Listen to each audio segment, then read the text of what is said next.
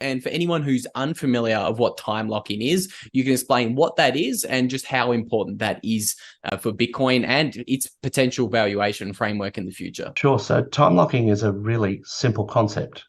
And let's just use something that we all understand is like a safe, at home. And a time lock, you can put a time lock on your safe at home, which basically says, once I enter the code into opening this safe up, it's going to take 24 hours to unlock that lock. And so basically you're putting a time lock on opening that safe. Now, the same thing can be done for Bitcoin in that you can send your Bitcoin to the future, a block height or a date in time, rough date in time, because it's really based on block height, but that's semantic. So you can send your Bitcoin time locked to the future. And what this means is that you get your Bitcoin here and you literally send that into the future here, and it leaves this wallet today. It basically sits in limbo, slow motion, waiting for that block height to get reached before it falls into this wallet. And now there are some very big implications, I think, from a financial perspective and a societal perspective, having the ability to do that on many fronts.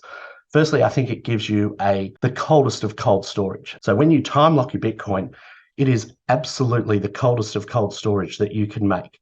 Now, I'm not talking about the time locks that you can unwind. I'm talking about the time locks that are permanent until the block height. So you can have the private keys to that wallet, both wallets that you're sending to and from, and you still can't break that time lock. Now, that represents a huge upgrade in security. So if someone literally has a gun at your head and says, hey, give me your Bitcoin, it's like, mate, sit down. I've sent them 5 years into the future. We're going to have a few birthdays, a few Christmases together. We're going to get to know each other.